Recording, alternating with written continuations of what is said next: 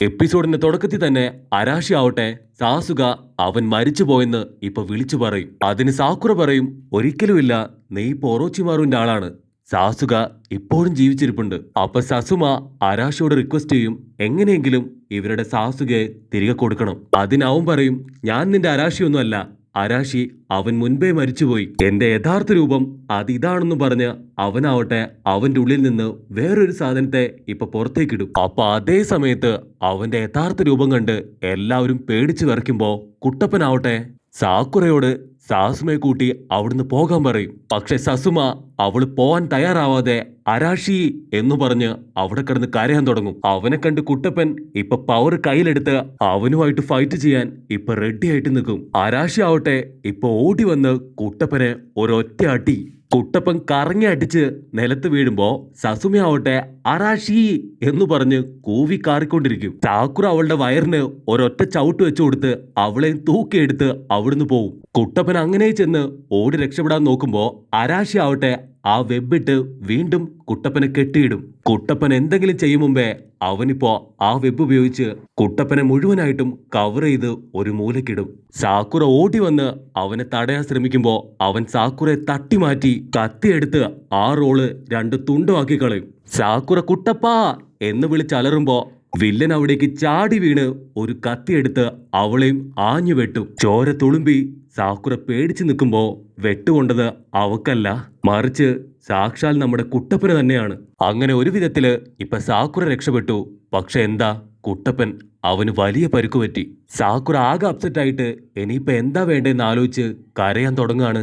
പക്ഷെ നമ്മുടെ കുട്ടപ്പന് ഇതെല്ലാം വെറും ചീള് കേസാണ്.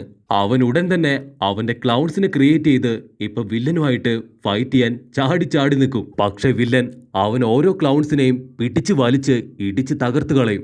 അവസാനമായിട്ട് കുട്ടപ്പനെ ചുരുട്ടി പിടിച്ച് മുതുകിനിടിക്കുമ്പോ ഒരു മിനിറ്റ് നമ്മുടെ കുട്ടപ്പനാവട്ടെ വേദനയെടുത്ത് കരഞ്ഞു പോവും. പക്ഷെ സാക്കുറെ കാണുമ്പോ നമ്മുടെ ആള് ഇതൊന്നും സാരമില്ല, ഇവനെ ഞാൻ തല്ലിക്കൊല്ലുന്ന് പറഞ്ഞ് വീണ്ടും അവനുമായിട്ട് ഏറ്റുമുട്ടും. ഇപ്പൊ അരാഷി ആവട്ടെ അവന്റെ ബോഡിയിലുള്ള ആ രണ്ടു പേരുടെയും മുഴുവൻ പവറും എടുത്ത് അവന്റെ നെഞ്ചി കൈവച്ച് ഇപ്പൊ ഒരു പ്രത്യേക ജിപ്സു അത് പുറത്തെടുക്കാൻ ആരംഭിക്കും. ആ ജിപ്സു കണ്ട് ഇപ്പൊ സസുമയാവട്ടെ പേടിക്കാനായിട്ട് ആരംഭിക്കും. അവള് മനസ്സിൽ പറയും, ഇത് ഫ്യൂമ ക്ലാനില് തട ചെയ്തിട്ടുള്ള ഒരു ബ്രഹ്മാണ്ഡ ജിപ്സു ആണ്. അപ്പൊ വില്ലനാവട്ടെ കയ്യില് ഒരു ഗ്ലാസ് പോലത്തെ ബോക്സ് എടുത്ത് അതങ്ങനെ തന്നെ കുട്ടപ്പന് നേർക്ക് വലിച്ചെറിയും. അത് തെറിച്ചു വന്ന് കുട്ടപ്പനെ ഇടിച്ചു തെറിപ്പിച്ച് ഇപ്പോ ആ ഒരു ബോക്സിനകത്ത് കുട്ടപ്പൻ ലോക്കായി പോവും. സാക്കുറ ഓടി വന്ന് ആ ബോക്സ് തുറക്കാൻ ശ്രമിക്കും. പക്ഷെ അപ്പോഴേക്കും അവക്ക് ഷോക്കടിച്ച് തെറിച്ചു പോവും. ആ സമയത്ത് വില്ലനാവട്ടെ അവന്റെ കൈ അത് ചുരുക്കുന്നേനെ കുട്ടപ്പൻ കിടക്കുന്ന ആ ഒരു ബോക്സും ഇപ്പൊ ചുരുങ്ങി ചുരുങ്ങി കുട്ടപ്പന് ശ്വാസം വിടാൻ പറ്റാത്ത അവസ്ഥയിലേക്ക് വരും. സാക്കുറ പേടിച്ചോടി വന്ന് എങ്ങനെയെങ്കിലും കുട്ടപ്പനെ രക്ഷിക്കാൻ ശ്രമിക്കുമെങ്കിലും അവളെ കൊണ്ട് വീണ്ടും അതിന് സാധിക്കില്ല. സസുമ ഉടനെ ബാഗിൽ നിന്ന് ഒരു കത്തിയെടുത്ത് ഓടി വന്ന് അരാഷിയുടെ കൂടെയുള്ള രണ്ട് നിഞ്ചകളില് ഒരുത്തന്റെ ബോഡിയിൽ കുത്തി അങ്ങോട്ട് ഇറക്കും. അവൻ പൊട്ടിത്തെറിച്ച് ഇപ്പൊ ബലൂണിന് കാറ്റ് പോകും പോലെ അങ്ങനെ തന്നെ ഇല്ലാതായി പോവും. സസുമി വീണ്ടും അവനെ ചേർത്ത് പിടിച്ച്, അരാഷി ഇത് ഞാനാണ് നിന്റെ സസുമ എന്ന് പറയുമ്പോ അവൻ ദേഷ്യപ്പെട്ട്, ഞാൻ നിന്റെ അരാഷിയല്ല, അവൻ എപ്പോഴേ മരിച്ചുപോയെന്ന് പറഞ്ഞ് അവനിപ്പൊ കിടന്ന് അലറാൻ തുടങ്ങും. ആ സമയത്ത് ഇപ്പൊ അരാഷി നോർമലായിട്ട് സസുമയെ താഴെ ഇറക്കും. ഞാൻ നിന്നെ ഒരുപാട് വേദനിപ്പിച്ചു, പവറിനു വേണ്ടിയും നമ്മുടെ ക്ലാനിനു വേണ്ടിയുമാണ് ഞാൻ ഇതെല്ലാം ചെയ്തത്. അതിന് സസുമ പറയും, അതൊന്നും സാരമില്ല, തീർച്ചയായിട്ടും നീ എന്റെ കൂടെ തന്നെ വരണം, നിന്നെ തീർച്ചയായിട്ടും ഞാൻ പഴയതുപോലെ ആക്കി തീർക്കുമെന്ന് പറയുമ്പോ അവനാവട്ടെ, ഞാൻ കാരണമാണ് ഇപ്പൊ ഒരുപാട് പ്രശ്നം ഉണ്ടായത്. ഇപ്പൊ ഞാൻ നിന്റെ പഴയ അരാഷിയല്ല, മറിച്ച് വെറും ഒരു മോൺസ്റ്റർ ആണ്. ദയവ് ചെയ്ത് എന്നോട് അല്പമെങ്കിലും അലിവുണ്ടെങ്കിൽ എന്നെ കൊന്നുകളയാനായിട്ട് അവൻ ആവശ്യപ്പെടും. പക്ഷെ പെട്ടെന്ന് തന്നെ അരാഷിയുടെ ബോഡിയിലുള്ള മറ്റൊരു നിഞ്ച അത് അരാഷിയെ വീണ്ടും ഒരു മോൺസ്റ്റർ ആക്കി മാറ്റി ഇപ്പൊ കത്തിയെടുത്ത് സസുമയെ വെട്ടാനായിട്ട് കൈ നീട്ടി അങ്ങോട്ട് എടുക്കുമ്പോ കറക്റ്റ് സമയത്ത് സാക്കുറ വന്ന് അവനെ ഇടിച്ചു തെറിപ്പിക്കും. പക്ഷെ എന്താ, നമ്മുടെ സാക്കുറ ഇപ്പൊ അവന്റെ കൈ പെട്ടു. അവളിപ്പോ കുട്ടപ്പനെ വിളിച്ച് കരയാൻ തുടങ്ങും. അതിന് വില്ലൻ, ഒരുപാട് തവണ നിന്നെ ഞാൻ തട്ടിത്തെറിപ്പിച്ചു കളഞ്ഞു, പക്ഷെ വീണ്ടും വീണ്ടും നീ മരണം ഇരന്നു വാങ്ങിക്കൊണ്ടിരിക്കുകയാണ്, ഇത്തവണ ഞാൻ നിന്നെ വെറുതെ വിടില്ലെന്ന് പറയുമ്പോ അപ്പൊ നമ്മുടെ കുട്ടപ്പനാവട്ടെ, സാക്കുറ എങ്ങനെയെങ്കിലും രക്ഷപ്പെട്. നിനക്കെന്താ എന്നെ വിശ്വാസമില്ലേ? തീർച്ചയായിട്ടും ഇത് തകർത്തു വന്ന് ഞാൻ സാസുകയെ രക്ഷിക്കുമെന്ന് അവൻ വീണ്ടും വിളിച്ചു പറയും. ഇവൻ ഇങ്ങനെ ഒരു ജന്മമാണല്ലോ എന്നും പറഞ്ഞ് ഇപ്പൊ സാക്കുറ ആവട്ടെ എന്താ ചെയ്യണ്ടേന്നറിയാതെ ഇപ്പൊ വില്ലനെ നോക്കി നിൽക്കും. അവനിപ്പോ സാക്കുറയെ വിട്ട് വീണ്ടും കുട്ടപ്പനെ ഞെരുക്കാനായിട്ട് ആരംഭിക്കും. കുട്ടപ്പൻ ഒരുപാട് നേരം മുക്കുമെങ്കിലും അവനെ കൊണ്ട് ഒന്നും ചെയ്യാൻ സാധിക്കില്ല. അപ്പൊ നമ്മുടെ പെണ്ണ് സാസുമ അവള് ചാടി വന്ന് വില്ലനിട്ട് ഒരൊറ്റ തൊഴി വെച്ച് കൊടുക്കും. ആ ഗ്യാപ്പില് നറൂട്ടോ കുട്ടപ്പനാവട്ടെ ആ ബോക്സ് തല്ലി അങ്ങോട്ട് പൊട്ടിക്കും.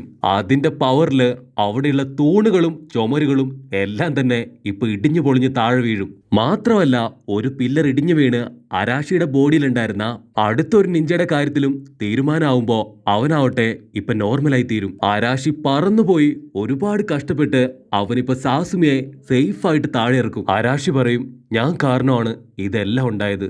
എനിക്ക് വേണ്ടി നീ ഒരുപാട് കഷ്ടപ്പെട്ടു. എന്റെ മനസ്സിൽ എന്നും നീ തന്നെയായിരുന്നു എന്ന് പറയുമ്പോ വീണ്ടും അവിടേക്ക് കാറ്റടിക്കും. കട്ട് ചെയ്താ ഇവിടെ കുട്ടപ്പനാവട്ടെ ഒരു കൂസലും ഇല്ലാതെ നോക്കി നിൽക്കുകയാണ്. കുട്ടപ്പൻ ടെൻഷനായിട്ട് എന്റെ കൂടെ വന്ന ആർക്കെങ്കിലും എന്തെങ്കിലും പറ്റിയാല് ഒറോച്ചിമാറുവിനെ ഞാൻ ഇടിച്ച് സൂപ്പാക്കുന്നു പറയും. അപ്പൊ ദേ കിടക്കുന്നു ഒരു പില്ലറ് അങ്ങനെ തന്നെ ഒടിഞ്ഞ് ഇപ്പൊ സാക്കുറയ്ക്ക് നേരെ വരുമ്പോ കുട്ടപ്പൻ ചാടി ഓടി അവളെ രക്ഷിക്കാൻ നോക്കുമ്പോ മാമൻ അവിടേക്ക് വന്ന് അവളെ കാഷ്വലായിട്ട് തൂക്കി അങ്ങോട്ട് എടുക്കും. അപ്പൊ മാമനെ കണ്ട് കുട്ടപ്പൻ ഞെട്ടിയിട്ട് നിങ്ങൾ ഇത്രയും നേരം എവിടെയായിരുന്നു ചോദിക്കുമ്പോ നമ്മുടെ മാമൻ ഓൾറെഡി ഏതോ ഒരു പെണ്ണിനെ രക്ഷിച്ചോണ്ടാണ് അവിടേക്ക് വന്നിരിക്കുന്നത്. അറാഷി ഇപ്പൊ സസുമയും തൂക്കിയെടുത്ത് കുട്ടപ്പന്റെ മുൻപിലേക്ക് വരും.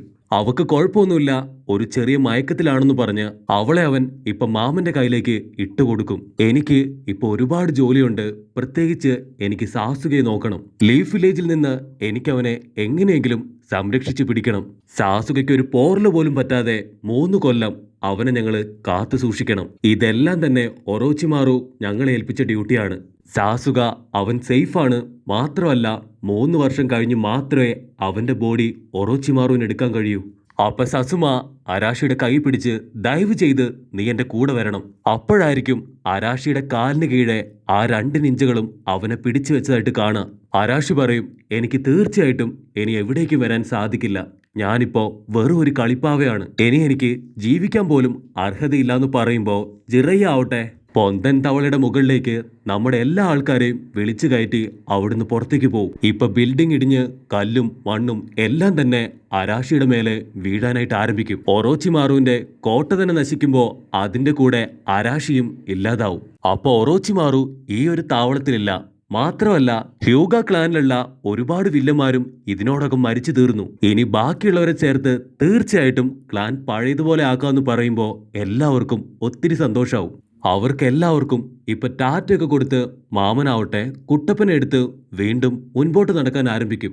അവർക്കിപ്പോ വലിയൊരു പ്രതീക്ഷയുണ്ട്. കാരണം സാസുക എവിടെയോ ഇപ്പോഴും ജീവിച്ചിരിപ്പുണ്ട്. അപ്പൊ സാക്കുറ ഇപ്പൊ മാമന്റെ അടുത്ത് പറയും, ഇത്തവണയും ഞാൻ നിങ്ങൾക്ക് ഒരു ബാധ്യതയായി.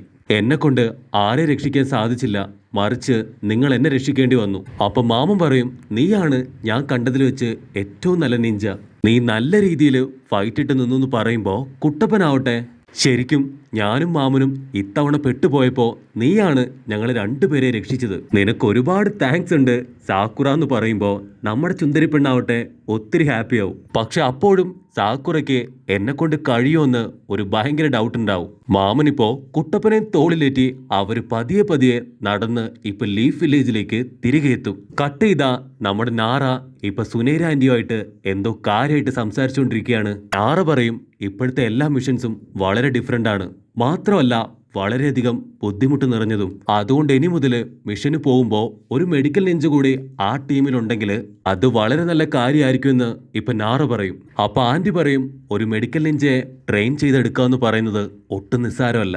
ഇവിടെ സീൻ ബ്ലാക്ക് ഔട്ട് ചെയ്താ ഇപ്പൊ കുട്ടപ്പനാവട്ടെ കൈ രണ്ടും കെട്ടിവെച്ച് ഹോസ്പിറ്റലിൽ കിടക്കാണ്. അപ്പൊ കുട്ടപ്പൻ സാക്കുറയോട് എന്റെ 2 കൈയും ഇപ്പൊ കെട്ടിവെച്ചിരിക്കുകയാണ്, എനിക്ക് ഭക്ഷണം ഒന്ന് വാരിത്തരുമെന്ന് ചോദിക്കുമ്പോ അവളാവട്ടെ ഓടിപ്പോയി ഇപ്പൊ വാതിലിന്റെ മുൻപിൽ നിൽക്കും. കുട്ടപ്പൻ പ്രതീക്ഷിച്ചത് ഒരടിയാണ്. പക്ഷെ പെങ്കൊച്ചാവട്ടെ സോറി നെക്സ്റ്റ് ടൈം നോക്കാന്ന് പറഞ്ഞ് ഒരു ടാറ്റയും കൊടുത്ത് അവിടുന്ന് ഓടിപ്പോവും. സാക്കുറ ഓടി വന്ന് നമ്മുടെ ആന്റിയുടെ അടുത്ത് എന്നെ ഒരു മെഡിക്കൽ നിഞ്ച ആക്കാവോന്ന് ചോദിക്കുമ്പോ ആന്റി വണ്ടറടിച്ച് 1 മിനിറ്റ് കാക്കാഷി പറഞ്ഞ കാര്യം ഒന്ന് ആലോചിക്കും. സാക്കുറ വളരെയധികം പവർഫുൾ ആണ്, അതിനുപരി അവൾക്ക് നല്ല ബുദ്ധിയുണ്ട്. അതെല്ലാം ഓർത്ത് ഇപ്പൊ ആന്റി പറയും, തീർച്ചയായിട്ടും ഞാൻ നിന്നെ സഹായിക്കാം. പക്ഷെ ഞാൻ വളരെ വളരെ സ്ട്രിക്റ്റ് ആണെന്ന് പറഞ്ഞ് ഇപ്പൊ സാക്കുറയെ ആന്റി പേടിപ്പിക്കാൻ തുടങ്ങും. നമ്മുടെ സാക്കുറ പെണ്ണിന്റെ പുതിയ തീരുമാനം മറന്നു നിന്ന് കേട്ട് നമ്മുടെ മാമനാവട്ടെ ഇപ്പൊ ഒരുപാട് ഹാപ്പിയായി നിൽക്കുന്നതോടു കൂടെ ഈ ഒരു എപ്പിസോഡും അവസാനിക്കുന്നു.